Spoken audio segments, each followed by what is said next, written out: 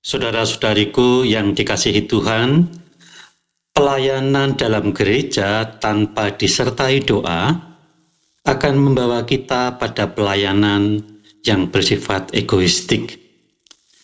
Pelayanan tanpa diikuti dengan doa akan membawa kita pada pelayanan dengan pandangan yang sempit dan egoistik. Mari kita belajar dari Yesus sendiri dalam hidup pelayanannya.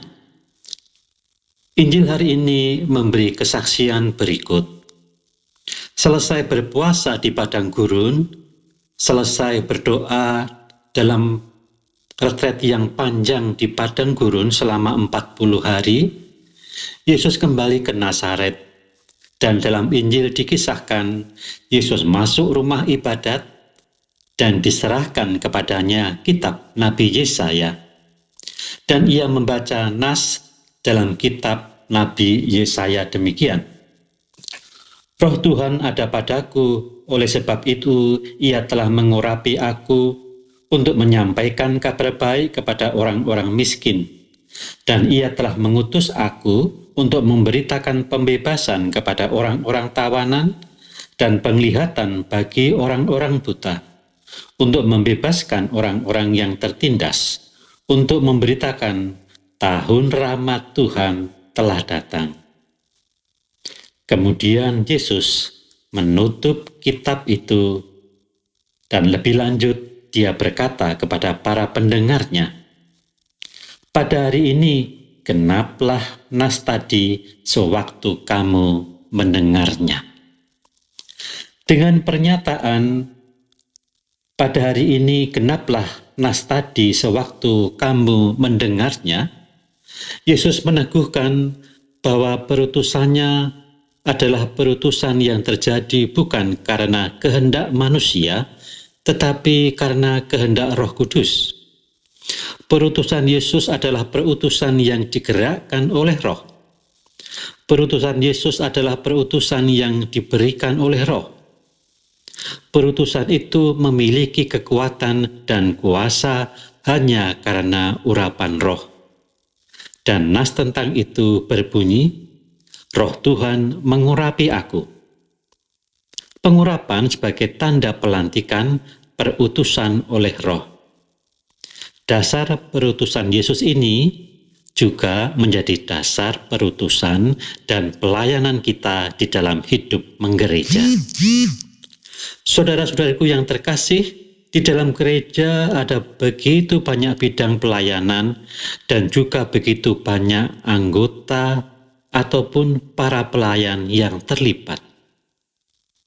Maka hendaklah para pelayan liturgi, pelayan katekese, pelayan sosial ekonomi, ataupun juga pelayan pewartaan yang lain, mari kita membuka diri pada kehendak Roh.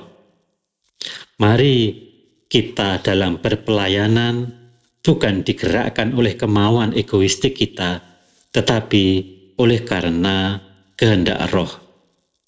Perutusan yang diberikan oleh karena kuasa Roh. Saudara-saudari, mengapa begitu penting peranan Roh? Karena Roh itu memberi kekuatan iman untuk bertahan dalam masa-masa sulit pelayanan. Tanpa peranan Roh, maka pelayanan akan cepat membuat kita mundur ketika mengalami kesulitan. Roh itu juga memberi perlindungan dari kesesatan dan egoisme, serta keputusan-keputusan yang salah. Karena kita bersifat egois, atau mungkin ingin mewujudkan eksistensi kita. Roh itu juga memberi inspirasi baru dalam pelayanan. Mari kita belajar dari Yesus setelah ia berdoa di dalam padang gurun dan kemudian masuk dalam dunia pelayanan, bahwa pelayanan tanpa doa itu akan membawa kesesatan. Pelayanan dalam gereja itu bukan mengisi waktu luang, tetapi karena dorongan batin yang berasal dari karya roh.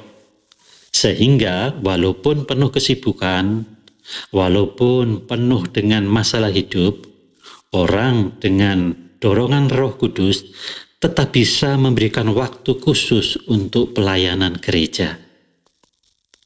Pelayanan dalam gereja itu bukan untuk memenuhi gengsi atau mempertahankan eksistensi hidup, yang sering membuat para pelayan menjadi cepat tersinggung, merasa tidak dipakai atau tidak dihormati ketika bertentangan dengan pandangan-pandangan teman yang lain. Saudara-saudariku, pelayanan tanpa doa dalam roh akan menjadi jalan kesesatan dan egoisme di dalam pelayanan. Maka mari kita menyerahkan seluruh pelayanan kita pada kuasa roh, agar pelayanan kita tidak kacau karena egoisme, tidak kacau karena pandangan-pandangan sempit dan egoistik. Amin.